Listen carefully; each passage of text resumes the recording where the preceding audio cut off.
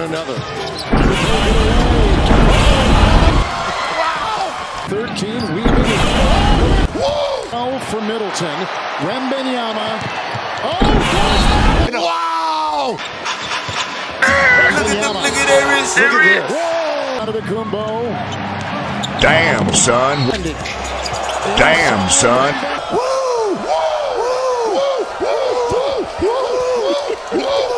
Where you think you're going, baby? There's some Musso. Onside, under a minute to go. Giannis.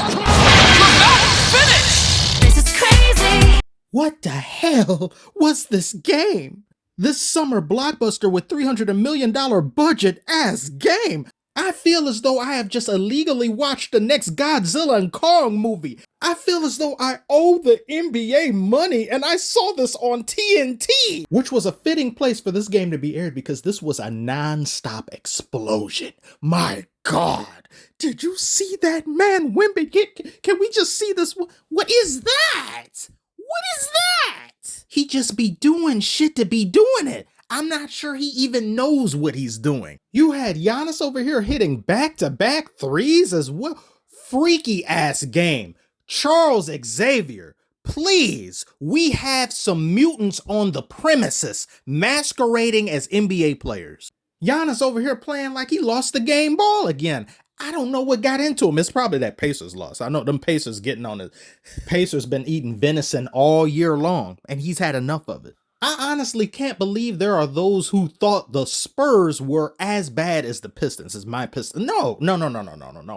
I see what Popovich and them are doing over there. Some of this is purposeful. They are purposefully losing some games because they're playing the long game. Popovich sees the future. He's clairvoyant.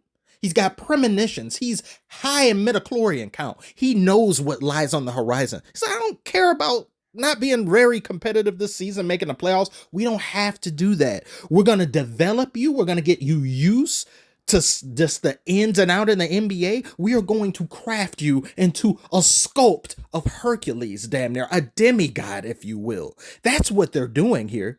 How many times have you seen plays play out where Wembanyama either isn't given the ball when he should be given the ball, or they're kind of just not noticing him on a fast break or something? These Spurs over here, they're purposefully tanking. They're collecting draft capital. They know what they're doing. You can't fool me. I see what it is you are doing. This minutes restriction as well from Wembanyama after he, like that injury that he had a little bit ago to that staffer that was standing here. I haven't seen that staffer since. They probably whacked him. They have Wembanyama on this 24 minutes restriction. This reminds me very much so of Michael Jordan when he had gotten injured, or he injured his foot that year. And you see in The Last Dance how frustrated he was. He wanted to go out there. He wanted to be able to compete for his team, try the best that he can. And now history repeats itself with another future generational talent. And he's like, I want to play. I want to be able to put us in a winning position. And the Spurs organization said, wow, that's crazy. So anyway, back on the bench you go. They are not taking any chances because that was a freak accident of an injury. And they was like, yeah, we're going to have to like put you in under some saran wrap or something. But even with him on this minutes restriction, the Spurs played such great basketball. Vassell over here draining them threes. It was Niagara Falls out there on the court. You had him over here getting everybody involved. You had multiple different Spurs playing their hearts out. This did not look like a 5-28, well now 5-29 team out there. And for you guys to be able to do this against one of the preeminent teams in the NBA being the Bucks, defense woes are a problem, and they're probably never gonna not be a problem with this team, with Dame on the team, because you traded defense for offense, and offense was something that you definitely needed in close game situations in the playoffs. But even so, defense at some point in time starts to become an effort issue. I don't care if Drew Holiday isn't on this roster. You can't allow a bottom tier team like the Spurs to do this to you and have games get this close. Anybody can beat anybody, of course. That's one of Popovich's visions where he's talking about appropriate fear. Have in your head that no matter how good you are, you can be beaten. It's a great philosophy, and it doesn't allow players to get too content with the way things are, no matter how good they are. But the standards are high. I would be quite irritated and pissed if I were Giannis, even though we won this game. It's like we got to do better. We can't allow these things. Bucks couldn't get back on defense properly. Spurs were over here running down the court. Far too many live ball turnovers. Those mistakes will come back to get you when things matter most in the playoffs. Got plenty of time until that takes place. But for you to struggle like this against the Spurs, this is like something needs to give. Something needs to be changed. Something needs to be remedied in this situation. And it may also go back to Adrian Griffin. I don't know if he's a good coach, to be honest with you. I haven't really seen anything from him. When some of these Bucks games, they'll be like, oh, wow, he's making some great adjustments. It just looks like he's there. He's not doing a bad job, but he's not doing a great one. We still don't see enough pick and roll with Dame and Giannis. Just to have those two players on your roster and that thing that's just so unguardable and unstoppable, and you just don't utilize it. I don't understand it. I don't get it. You also have Middleton missing these games where he's been dealing with just some injury woes and such.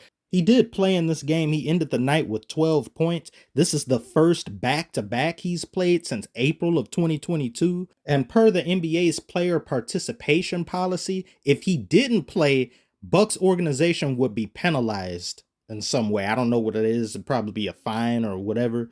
So I guess that's good to hear. I do like that there are some policies in place to keep players who are perfectly fine at the moment or healthy from playing. But I do hope things get better with him sooner rather than later.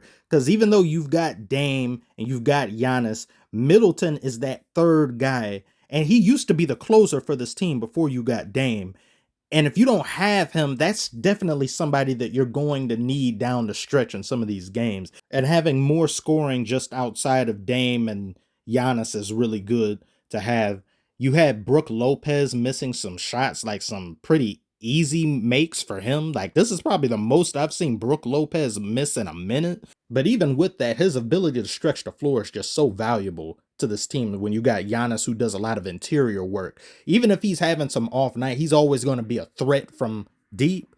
And it was funny, at one point during this game, you had Giannis, whose last name is Antetokounmpo, out there. You have Victor Wembanyama, and then you had this other guy.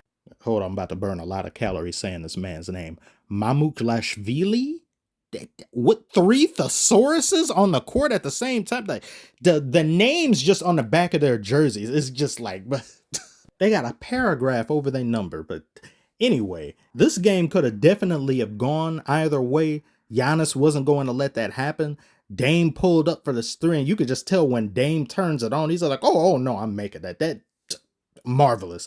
And I saw Wembanyama get this block on Connaughton. It's just stupidly unfair and ridiculous. I can't believe what this man can do at that height. And he's only getting better, and he just turned 20. Like, I mean, I don't know what more to say. This was a great game. This was a thriller. This was a movie.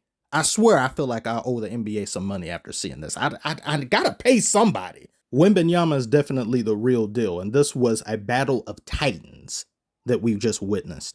I want to thank you all so much for watching. Tell me what you thought about this game. What do you think about Wembanyama? What do you think about the Bucks going forward?